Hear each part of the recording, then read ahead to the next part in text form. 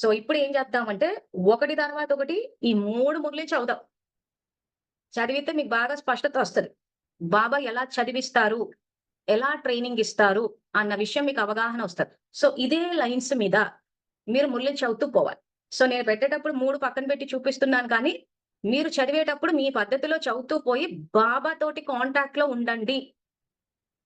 మీరు ఆయనకు కాంటాక్ట్‌లో లేకుండా మేము మొత్తం అంతా జ్ఞానసాగర్‌లం అయిపోతామంటే మరి నాకు తెలిసైతే కాలేదు. ఎందుకంటే ఆయన సంయోగం చాలా అవసరం. ఎందుకు ఆయన సంయోగం అవసరం అంటే, ఇప్పుడు ఈ మాత్రం మురళి తీసుకొని మీరు చదువుకోగలరు. నేను ఏమి ఎగ్జాంపుల్స్ ఇవ్వకుండా, ఎవ్వరు ఎగ్జాంపుల్స్ ఇవ్వకుండా అలా పెట్టుకొని ఈ మాత్రం తెలుగు భాష మీరు చదువుకోగలరు. తెలుగు చదవడానికి నేను అవసరం లేదు. ఉన్న తెలుగుని అలా చదువుకోవడము ఎవరైనా చేయగలరు. కానీ ఇప్పుడు అందరి స్టేజ్ ఎక్కడి వరకొచ్చిందంటే అర్థమయ్యేంత వరకొచ్చింది. కానీ ఎక్కడ ఉపయోగించాలి?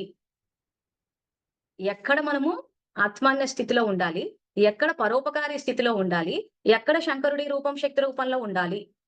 ఎక్కడ స్నేహంగుండాలి? ఎక్కడ సహయోగం ఇవ్వాలి? ఎక్కడ స్నేహంగా ఉండొద్దు? ఎక్కడ సహించాలి? ఎక్కడ సహించకూడదు? సంగమయుగి డిగ్రీ వచ్చేసరికి మాత్రం ఇంకెక్కడ వికర్మలు ఇవేవి సహించొద్దంటున్నాడు. సో, కాబట్టి ఈ 3 మురళిలని కంప్లీట్ అయ్యేంత వరకు విద్యార్థులు ఈ 3 మురళిలు ఎదురుంగా పెట్టుకొని చదువుతూ పోండి. క్లాస్ అయిపోయాక కూడా మీకు వీలున్నప్పుడు 3 మురళిలు చదవండి. సో, దాన్ని బట్టి మీకు బాబా యొక్క టీచింగ్ స్టైల్ మీద మీకొక అవగాహన వస్తది. సో, మురళి చదివేటప్పుడు స్టార్టింగ్‌లోనే చెప్పేస్తాడు. ఇప్పుడు సంగమయుగి డిగ్రీ ఉందనుకోండి, అసలు ఆ డిగ్రీ అంటే ఏంటన్నదే ఆయన స్టార్టింగ్‌లో ప్రశ్నేసి ఆ తర్వాత చెప్తూ పోయాడు. సో, డిగ్రీ కోసం నేనేం చేయాలా అని చదువుకోవాలి. ఆ తర్వాత పరోపకారి దాంట్లో ఆయన ఏం చెప్తున్నారు అసలు ఈ రోజు మీరు పరోపకారులు అవ్వాలంటే ఏం చేయాలి? అన్నది ఇందులో చెప్తూ పోయాడు. ఆ తర్వాత అనుభూతి. అసలు ఏంటసలు ఈ అనుభూతి అంటే అన్నది దీంట్లో తెలుస్తది. ఇది ప్రైమరీ స్టేజ్ అంటే ఆత్మాన్న స్థితి. సో, ఇక్కడి నుంచి మొదలు పెడదాము.